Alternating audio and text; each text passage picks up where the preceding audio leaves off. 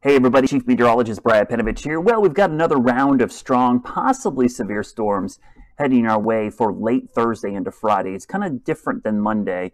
It's not much of a tornado threat compared to Monday. There's still a chance, but it's mainly straight line winds. And I'll talk about this as we get into it, but it's a completely different setup. So I don't want you to be thinking it's going to be a very similar setup to what we saw on Monday. So here's the severe weather risk today and tonight. Not a big deal, right? Pretty much to our west. Now tomorrow, it's kind of interesting. You see that severe weather risk to the west, and that includes most of the mountains, foothills, and parts of the Piedmont. So we're technically in that low-end risk area.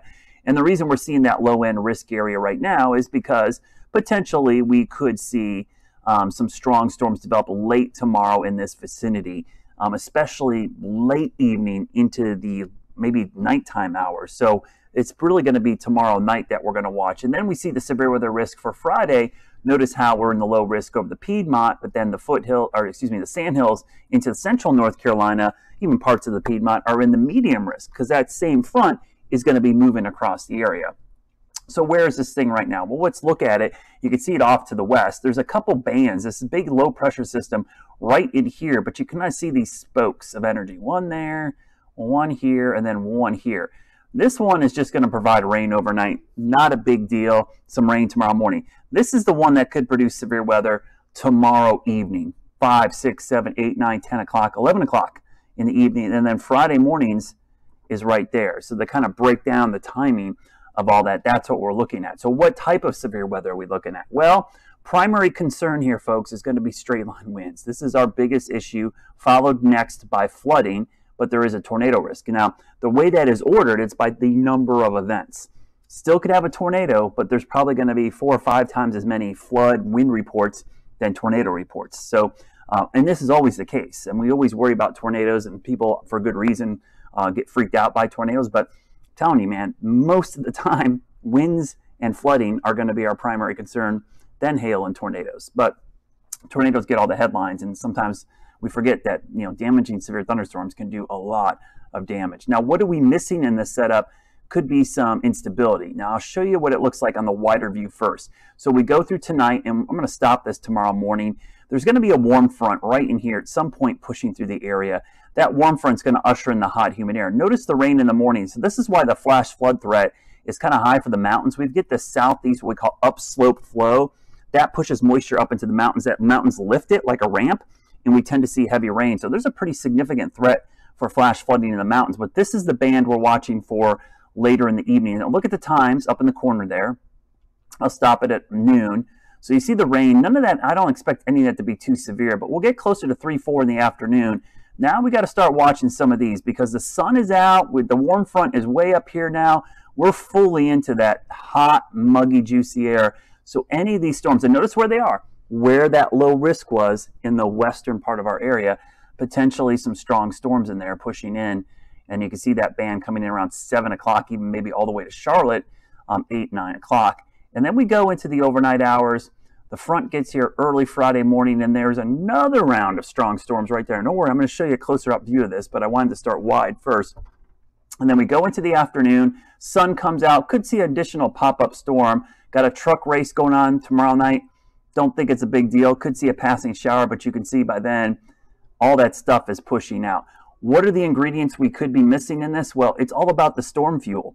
I'm going to move my head out of the way here. I'll move it over to the other side real quickly. So what you're looking at, up there, we're basically looking at the wind shear, a trigger. We got that. The storm fuel, heat and humidity. How much of that do we have?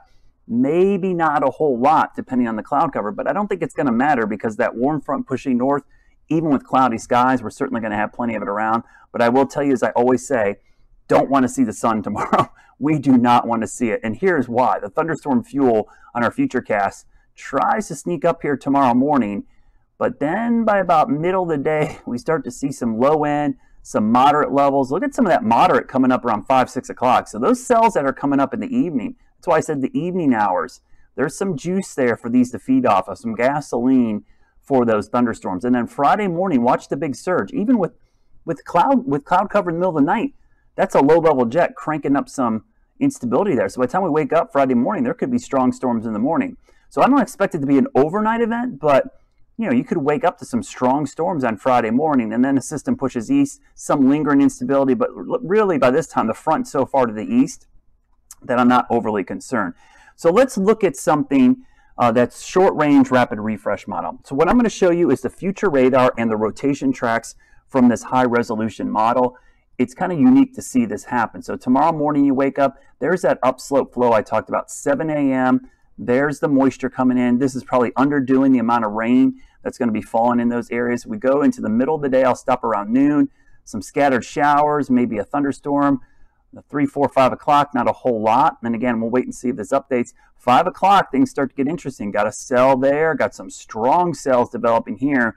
And notice the time up there in the corner, 5 p.m., 6, 7, 8, 9. Look at this line trying to move in. That's pretty potent right there. In fact, you've got some strong storms and some rotation tracks in the upstate heading into western North Carolina, Burke County, Cleveland County area, Rutherford County, Polk County. Then by 9, 10, 11, still got some strong storms, but they're beginning to weaken. They're still there, but the rotation tracks don't show much going on.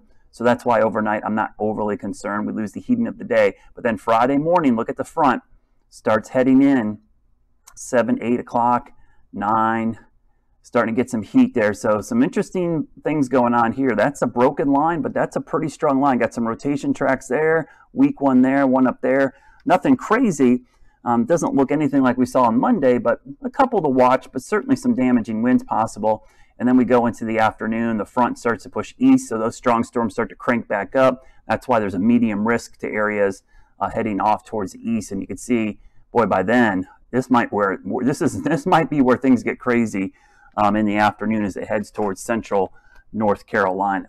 So again, severe weather risk, probably 2 waves, Thursday night and again Friday morning into midday. Also, do not let your guard down for flash flooding in the mountains. There's the medium risk. And again, there's a look at the risk on Friday with some low end and medium risk. But behind all this, this is the good news. Memorial Day weekend. Once this front moves through, folks, you get that. So we just got to get through tomorrow into Friday. Of course, I will continuously post updates. It's a good time to be weather aware. And please, I don't often say this, tell people to follow me on Facebook and Twitter. With the previous events, we've been streaming long before tornado warnings are issued, giving you a heads up.